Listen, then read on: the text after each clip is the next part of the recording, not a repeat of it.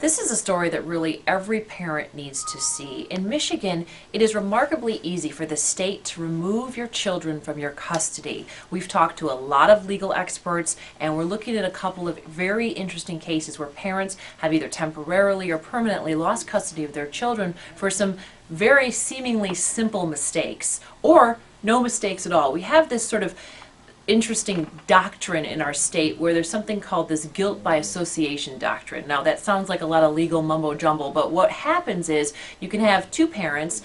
One parent does something to cause the state to come in and say, we need to look at you, you're accused of neglect or abuse in some form, and we're not talking neglect and abuse like severe beatings and stuff, other allegations of neglect and abuse, sometimes allegations that some people wouldn't even really consider neglect, but essentially the state comes in, they look at one parent, and for some reason, once these cases get into the courts, the ball starts rolling, and then all of a sudden the other parent, who isn't accused of abuse or neglect, suddenly finds themselves on this road to having their parental rights terminated. So if the state is looking at one parent, the non-offending parent can also lose their parental rights. That has happened to people, and legal experts say it has got to stop, because a father needs to have his children if the mother's the one under investigation, vice versa.